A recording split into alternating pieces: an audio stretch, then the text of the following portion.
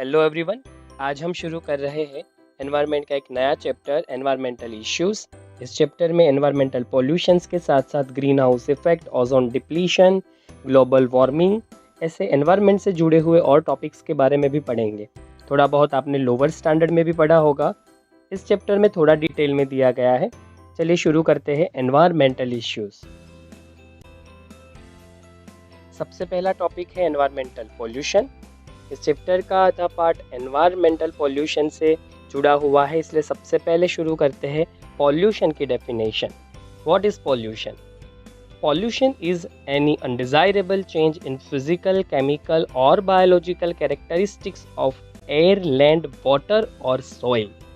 Environment के जो main component है एयर, लैंड एंड वाटर, जो हमारे एग्जिस्टेंस के लिए सबसे इम्पोर्टेंट है, उसकी केमिकल, फिजिकल और बायोलॉजिकल कैरेक्टरिस्टिक्स फीचर में अनवांटेड चेंज आता है, अनडिजायरेबल चेंज आता है, नेगेटिव चेंज आता है। सिंपल लैंग्वेज में बात करें तो पॉल्यूशन का मतलब है एयर, लैंड, वाटर जैसे जो एनवायरनमेंट के बहुत इम्पोर्टेंट कंपोनेंट्स है, उसके अंदर आने वाला नेगेटिव चेंज। और ये चेंज जो एजेंट्स की वजह से आता है उनको हम पॉल्यूटेंट्स कहेंगे। पॉल्यूशन के लिए रिस्पॉन्सिबल फैक्टर्स पॉल्यूटेंट्स के नाम से जाने जाते। दैट मीन्स पॉल्यूटेंट्स का मतलब ये हुआ agents that cause pollution. 21st century में अगर पॉल्यूशन की बात हो रही है तो डेफिनेटली ह्यूमन पॉपुलेशन एक्सप्लोजन ये सबसे ज़्यादा इम्पोर्टेंट फैक्टर है, जिसकी वजह से एनवायरमेंटल पॉल्यूशन इंक्रीज हो रहा है।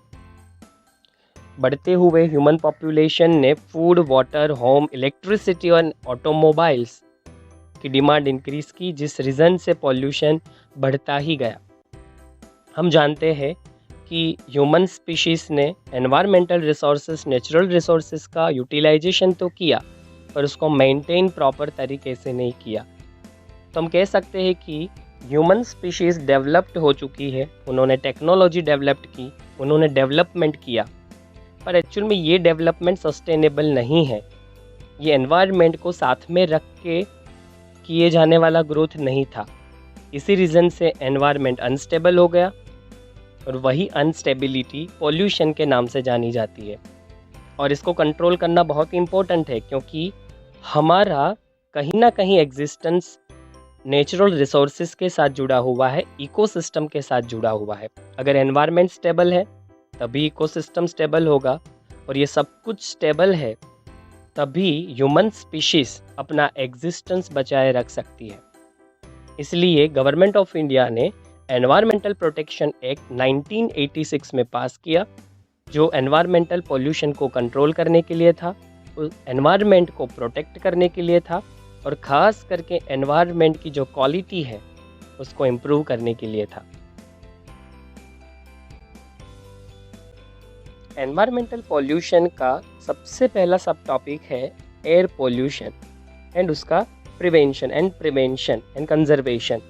तो एनवायरमेंटल पॉल्यूशन में एयर पॉल्यूशन के पीछे रिस्पॉन्सिबल फैक्टर्स कौन कौन से हैं? Causes of air pollution, harmful effects of air pollution, उसका प्रिवेंशन कैसे कर सकते हैं, उसका कंट्रोल करने के लिए गवर्नमेंट ने क्या किया, ये सारी चीज़ें हम डिस्कस कर रहे हैं इस टॉपिक के अंदर।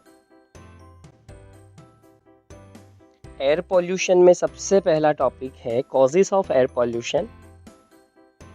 तो कॉजेस ऑफ एयर पॉल्यूशन में मेन दो कॉजेस की हम बात कर रहे हैं फिलहाल। Thermal power plants, smelters, manufacturing industries, factories, इन सब से निकलने वाला गैसियस एयर पॉल्यूटेंट, उनके स्मोक में से जो गैसियस एयर पॉल्यूटेंट निकलता है, और पार्टिकुलेट, दैट मीन्स पार्टिकल्स, ये दोनों एयर पॉल्यूटेंट एयर को पोल्यूट करते हैं, एटमॉस्फेरिक एयर की क्वालिटी को डिक्रीज करते हैं, और उसके साथ साथ ऑटोमोबाइल्स भी रिस्पॉन्सिबल है।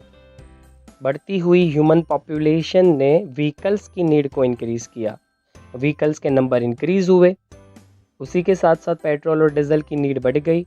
पेट्रोल और डीजल के बर्न होने से जो हार्मफुल गैसेस फॉर्म होते हैं वो एटमॉस्फेयर को पॉल्यूट करते हैं।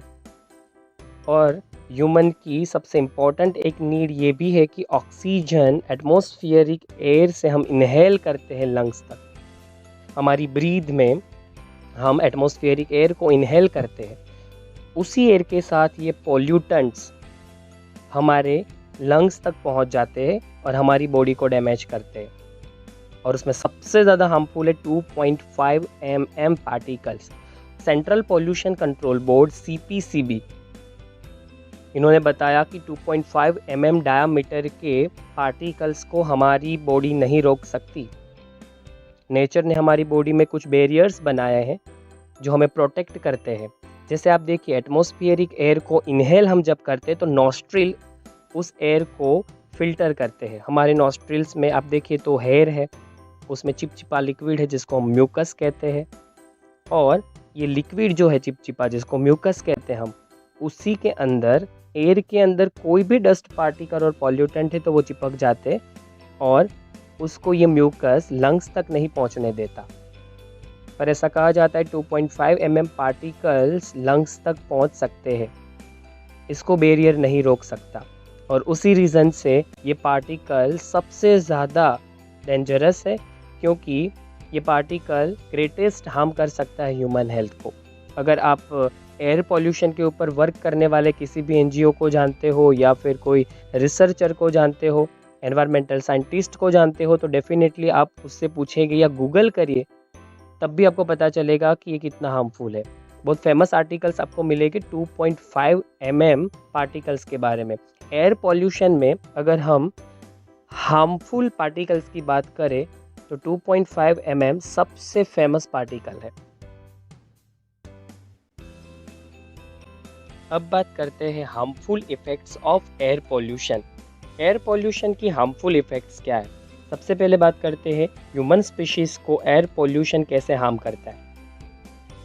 मेन चीज़ है रेस्पिरेटरी प्रॉब्लम्स। हम जानते हैं कि एटमॉस्फेयर में जो ऑक्सीजन है वो हमारी एक नीड है, और ऑक्सीजन की डिमांड को फुलफ़िल करने के लिए हम इनहेल करते हैं एटमॉस्फेरिक एयर को, और उसी के साथ हमारे लंग्स तक और रेस्पिरेटरी सिस्टम तक पहुंच जाते हैं पॉल्यूटेंट्स। उससे इरिटेशन होता है, कई बार गले के अंदर, थ्रोट के अंदर इरिटेशन फील होना, बर्निंग फील होना, इन्फ्लामेशंस आता है।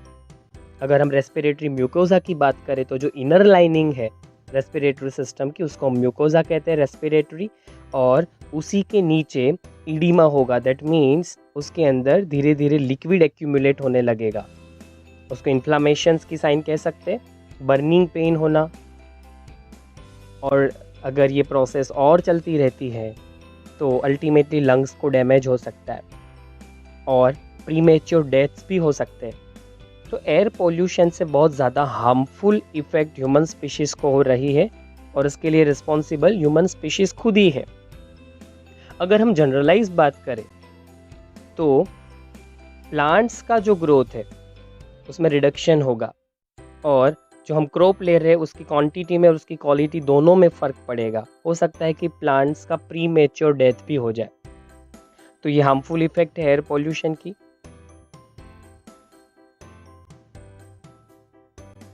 अब बात करते हैं एयर पोल्यूशन को कंट्रोल कैसे कर सकते हैं। तो सबसे पहली चीज़ है industries, factories, thermal power station, जहाँ से स्मोक निकलता है, धुआं निकलता है, पार्टिकुलेट मैटर्स निकलते हैं, पार्टिकल्स जो एटमॉस्फेरिक एयर में जा रहे हैं, हम उसको फ़िल्टर करके एटमॉस्फेयर में जाने दें।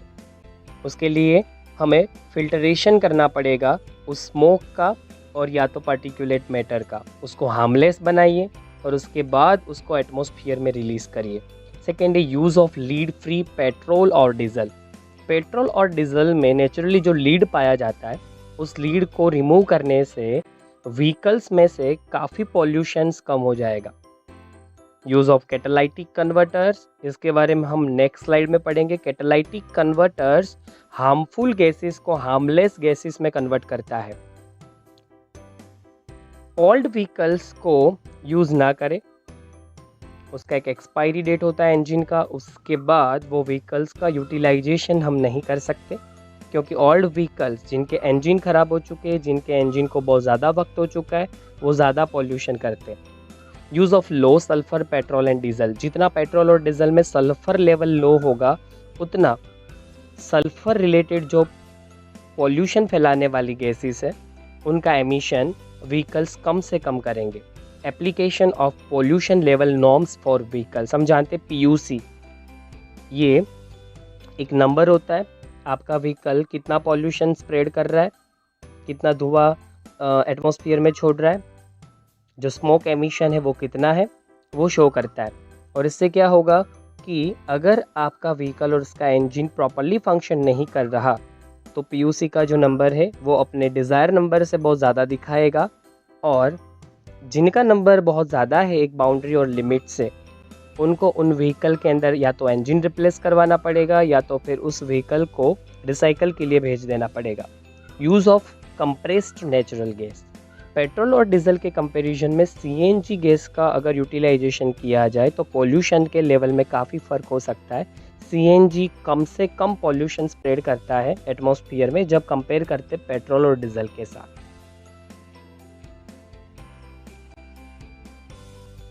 एयर पोल्यूशन इन कंट्रोल का सबसे पहला तरीका है कैटालाइटिक कन्वर्टर। ये converter platinum, palladium and rhodium जैसे कॉस्टली एलिमेंट से बनाया जाता है। ये काफ़ी कॉस्टली होता है और इसको लगाया जाता है व्हीकल्स के अंदर। व्हीकल्स में पेट्रोल, डीजल जैसे फ्यूल के बर्न होने से जो धुआं निकलता है, स्मोक निकलता है, उसमें काफ़ी पॉइजनस गैसेस होती है। ये कन्वर्टर ऐसे पॉइजनस गैसेस को हार्मलेस गैसेस में कन्वर्ट करता है, जिससे हम पॉइजनस गैसेस का एमिशन एटमॉस्फेयर में रिड्यूस कर सकते हैं। तो पेट्रोल और डीजल जब इस्तेमाल किया जाता है, यूटिलाइज किया जाता है एज अ फ्यूल व्हीकल्स के अंदर, तो उसका सारा हिस्सा बर्न नहीं हो पाता। पेट्रोल और डीजल का एक छोटा सा हिस्सा बिना जले धुएं के साथ बाहर आ जाता है व्हीकल से, जिसको अनबर्न्ड हाइड्रोकार्बन्स कहते हैं। ये कन्वर्टर उसको CO2 और वाटर में कन्वर्ट कर देता है। कार्बन मोनोऑक्साइड को ये CO2 में कन्वर्ट कर देता है। Carbon monoxide extremely poisonous gas है। Carbon monoxide is having a 200% higher affinity with the haemoglobin. जब हम कंपेयर करते हैं इसको ऑक्सीजन के साथ, ऑक्सीजन के कंपैरिजन में कार्बन मोनोऑक्साइड की हीमोग्लोबिन से बाइंड होने की जो एफिनिटी है वो 200 टाइम्स हायर है। मतलब एक बार कार्बन मोनोऑक्साइड गैस लंग्स तक पहुंच गया और अगर उसका अमाउंट बहुत ज़्यादा है और वो हीमोग्लोबिन के साथ बाइंड हो गया तो वो हीमोग्लोबिन से फिर डिटेच नहीं होगा। मतलब जितने हीमोग्लोबिन को कार्बन मोनोऑक्साइड ने पकड़ रखा है उतने हीमोग्लोबिन अब अनअवेलेबल है ऑक्सीजन ट्रांसपोर्टेशन के लिए। और अगर ऐसा हुआ तो आपकी बॉडी में प्रॉपर ऑक्सीजन लेवल नहीं मेंटेन होगा। बहुत ज़्यादा पॉइजन अगर आपकी बॉडी में चला जाता है, कार्बन मोनोऑक्साइड की पॉइजनस इफेक्ट बहुत ज़्यादा है, बहुत heavy amount of carbon monoxide आपने इनहेल कर लिया है तो डेथ भी हो सकती है। नाइट्रिक ऑक्साइड को ये कैटालाइटिक कन्वर्टर नाइट्रोजन में कन्वर्ट करता है। तो आपने देखा कि जो भी पॉइजनस एलिमेंट्स थे, जो पॉइजनस गैस थे, इन सब को इसने हार्मलेस गैस में कन्वर्ट किया। जैसे CO2 और वाटर जो है वो नॉन पॉल्यूटेंट है, CO2 नॉन पॉल्यूटेंट है, नाइट्रोजन नॉन पॉल्यूटेंट है।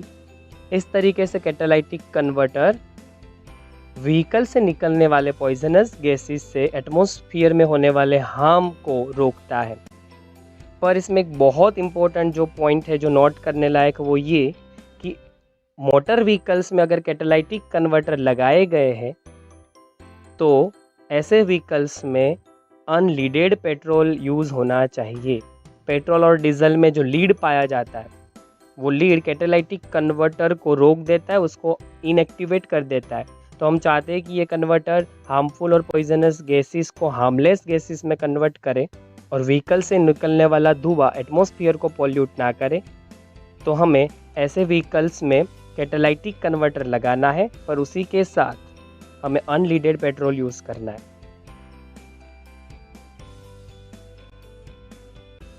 प्रिवेंशन ऑफ एयर पोल्यूशन में अब दूसरा टॉपिक देखते हैं, use of CNG।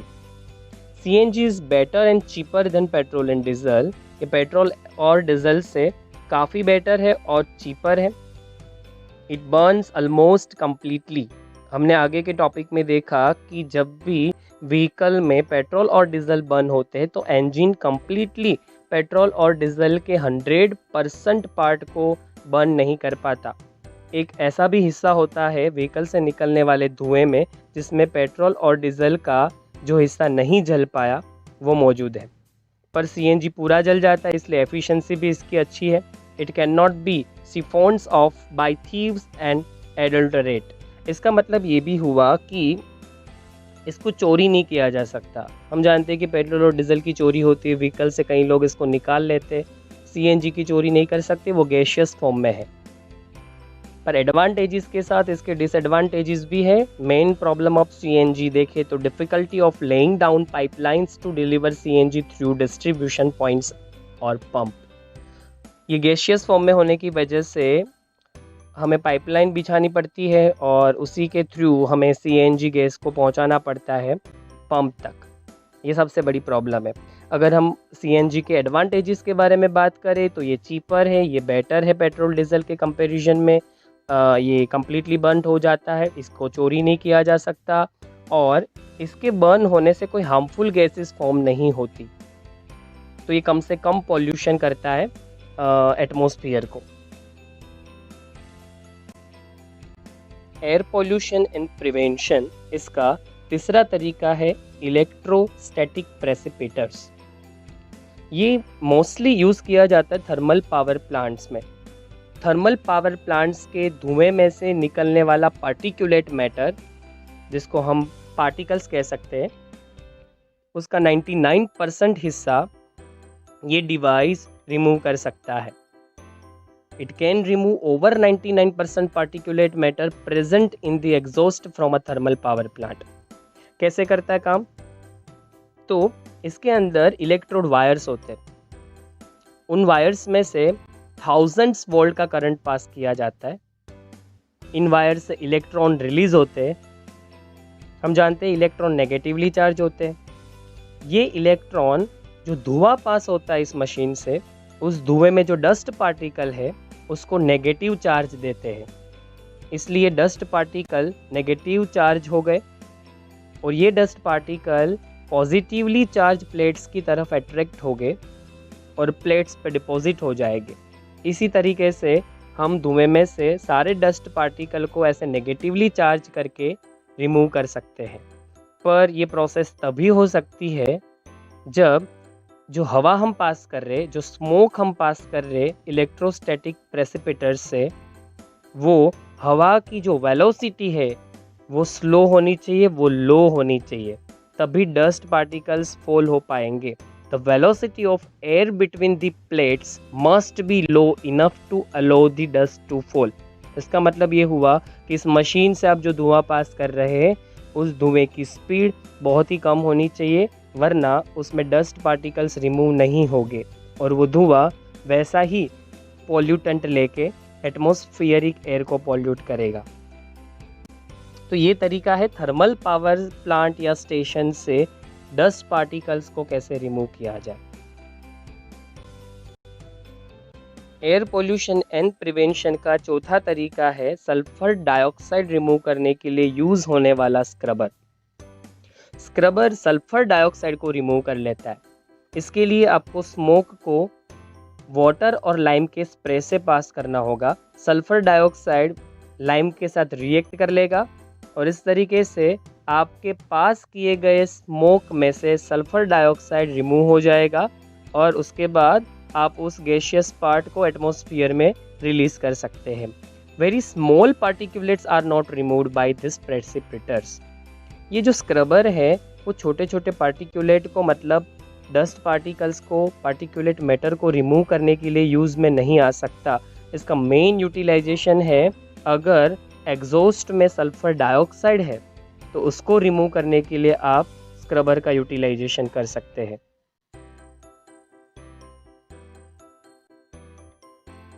Noise pollution. Noise pollution is a part of air pollution. Noise pollution is included in a air pollution. A noise is undesired high level of sound. Noise का मतलब है ऐसा sound जो high frequency high level का है और undesired है। अनचाहा sound, ऐसा वॉइस, ऐसा साउंड जो अनडिजायर्ड है, हाई लेवल का है, हाई फ्रिक्वेंसी का है। उस पोल्यूशन को प्रिवेंट करने के लिए prevention and control of pollution act 1981 में फॉर्म किया गया, जिसका इम्प्लीमेंटेशन 1987 में हुआ। हमने नॉइज़ को एयर पोल्यूटेंट के फॉर्म में ही देखा है। नॉइज़ एयर पोल्यूशन फैलाने वाला एक पॉजिटिव फैक्टर है और इसको इंक्लूडेड किया गया है एयर पोल्यूशन में। What are the sources of noise pollution? Music instruments, loudspeakers, crackers, industries are the sources of noise pollution. Loudspeakers जो हम बजाते हैं काफ़ी इवेंट्स में, प्रोग्राम में, उसका एक लेवल होता है, वो डिज़ायर लेवल पे ही आपको प्ले करना रहता है। 10 o'clock के बाद उसकी परमिशन नहीं होती है, जनरल परमिट आपको 10 o'clock तक की दी जाती है, और कुछ खास फेस्टिवल में जैसे नवरात्रि है तो 12 o'clock तक की परमिशन होती है लाउड स्पीकर के लिए। क्रैकर्स, कुछ जगहों पे आप क्रैकर्स नहीं फोड़ सकते, जैसे कि हॉस्पिटल एरियाज़, स्कूल के आगे का जो पोर्शन है वहाँ। इंडस्ट्रीज़ मोस्टली रेसिडेंशियल प्लेस से दूर होती है, जिससे इंडस्ट्रीज़ का जो नॉइज़ है वो रेसिडेंशियल प्लेसेस तक ना पहुँचे। What are the harmful effects of noise pollution? कई बार लगता है कि नॉइज़ पोल्यूशन इतना डेंजरस नहीं है जितना एयर, सॉइल और वाटर पोल्यूशन है, पर ऐसा नहीं है। Noise pollution is very harmful. It causes psychological problems, physiological problems. ऐसा साउंड जिसका लेवल 150 डेसिबल से अप है, decibel is the unit that measure the level of voice, noise और साउंड। जनरली ये साउंड तब जनरेट होता है जब जेट प्लेन्स और रॉकेट टेक ऑफ करते हैं, और ये ईयर ड्रम्स को सीवियर डैमेज कर सकता है। और अगर आप क्रॉनिकली एक्सपोज हो रहे हैं ऐसे नॉइज़ के अंदर, कंटिन्यूअसली ऐसा नॉइज़ आपके ईयर ड्रम्स में जा रहा है, तो आपकी हियरिंग एबिलिटीज़ को डैमेज हो सकता है। इससे काफ़ी और प्रॉब्लम्स भी हो सकते हैं, जैसे स्लीपलेसनेस, नींद ना आना, इंक्रीज्ड हार्ट बीट का बढ़ जाना, ब्रीदिंग प्रॉब्लम्स, इवन स्ट्रेस। और आप फिगर में और भी चीज़ें देख पा रहे हैं कि नॉइज़ पॉल्यूशन से और भी चीज़ें हो सकती है, जैसे खास करके छोटे बच्चों में कॉग्निटिव डेवलपमेंट का डिले होना, जिसको हम ब्रेन एबिलिटीज़ कहते हैं, वो प्रॉपरली डेवलप नहीं हो सकती। और इसी के साथ आप देखें तो स्लीप डिस्टर्बेंसेस हो सकता है, हार्ट रेट इंक्रीज़ हो सकता है, इम्यून सिस्टम में चेंजेस आ सकते हैं, एंजाइटी से स्ट्रेस और मूड शिफ्टिंग हो सकता है। कॉर्टिसोल, जिसको स्ट्रेस हार्मोन कहा गया है, उसका लेवल इंक्रीज़ हो सकता है, हाइपरटेंशन हो सकता है, ब्लड प्रेशर इंक्रीज़ हो सकता है, मायोकार्डियल इन्फार्क्शन हो सकता है जो एक कार्डियक डिसऑर्डर है, वाजो कंस्ट्रिक्शन, वेसल्स कंस्ट्रिक्ट हो सकती है, ब्लड प्रेशर एलिवेट हो सकता है, एड्रेनालिन का लेवल भी एलिवेट हो सकता है। तो नॉइज़ पॉल्यूशन से बॉडी में साइकोलॉजिकल और फिजियोलॉजिकल दोनों इफेक्ट होती है और हार्मफुल इफेक्ट जनरेट होती है। नॉइज़ पोल्यूशन को कंट्रोल कैसे करें? Control of noise pollution, sound absorbent material का यूटिलाइजेशन करिए, उसका यूज़ करिए। थिएटर में लगाए जाते हैं ये। थिएटर्स में आपने देखा होगा कि 3-4 स्क्रीन होती है, सब स्क्रीन पे अलग अलग मूवीज़ चल रहे होते हैं, फिर भी एक स्क्रीन के मूवी की आवाज़ दूसरी स्क्रीन तक नहीं पहुंचती, क्योंकि वहाँ पर साउंड एब्सॉर्बेंट लगाए जाते हैं। इंडस्ट्रीज में भी इसका इस्तेमाल कर सकते हैं और उससे भी नॉइज़ पोल्यूशन को कम किया जा सकता है। Delimitation of horn free zones around hospitals and school और हॉस्पिटल एरिया में हॉर्न नहीं बजाना चाहिए, वहाँ पर हॉर्न फ्री जोन्स का सिंबल भी लगाया जाता है, जिससे हॉस्पिटल के पेशेंट्स और स्कूल के बच्चों को स्टडी में प्रॉब्लम ना हो। Permissible sound levels of crackers and loud speaker, जो लिमिट तक गवर्नमेंट के नॉर्म्स है उसी लेवल तक, उसी बाउंड्री तक क्रैकर्स का यूज़ करना चाहिए। लाउड स्पीकर को परमिसिबल टाइमिंग तक ही यूटिलाइज़ करना चाहिए, यूज़ करना चाहिए। 10 o'clock तक आप लाउड स्पीकर बजा सकते हैं। नवरात्रि में ये लिमिट 12 o'clock तक की होती है। क्रैकर्स को हॉस्पिटल के सामने नहीं फोड़ना चाहिए और वो परमिसिबल भी नहीं है। स्कूल एरिया के सामने मेन रोड पे आप क्रैकर्स नहीं फोड़ सकते। Delimit the timings of using loud speaker, जैसे बताया लाउड स्पीकर कोई फंक्शंस में यूज़ कर रहे, बर्थडे पार्टी है आपकी, कोई इवेंट है जैसे मैरिज है, उसमें कोई डांस पार्टी रखी आपने, तो इन सब जगहों पे, सब इवेंट्स पे लाउड स्पीकर को एक पर्टिकुलर टाइम तक ही यूज़ किया जा सकता है और जनरली वो टाइम 10 o'clock तक का है। 10 o'clock तक ही आप उसको बजा सकते, प्ले कर सकते। नवरात्रि में ये 12 o'clock तक इंक्रीज़ कर दिया जाता है। ये है कैसे कंट्रोल कर सकते हैं नॉइज़ पॉल्यूशन को।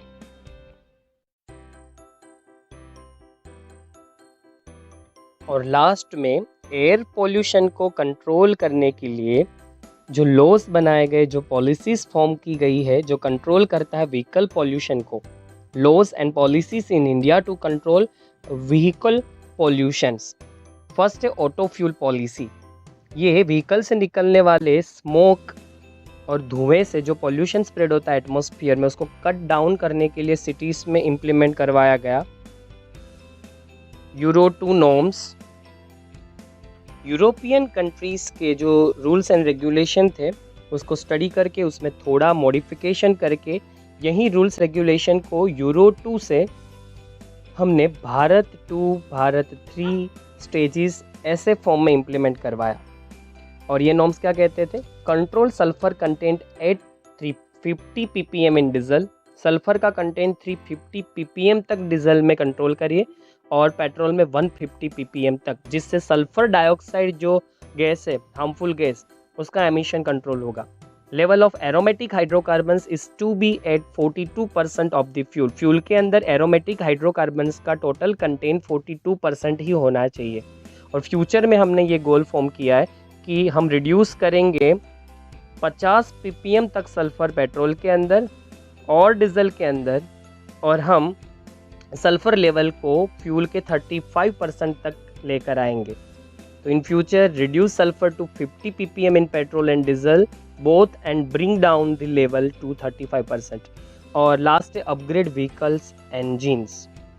पुराने व्हीकल के इंजन ज़्यादा पॉल्यूशन स्प्रेड करते हैं, तो व्हीकल के इंजन्स को अगर अपग्रेड किया जाए, पुरानी टेक्नोलॉजीज़ के जो इंजन अगर उसमें कुछ ऐसा बदलाव लाया जाए कि जिससे जो फ्यूल है पेट्रोल, डीजल, सीएनजी जो हम एज अ फ्यूल यूज़ करते हैं, उस फ्यूल के बर्न होने की एफिशिएंसी इंक्रीज़ हो और जो व्हीकल्स है वो ज़्यादा एफिशिएंसी से काम दे, जिससे पॉल्यूशन लेवल काफ़ी लेवल तक कम हो सकता है।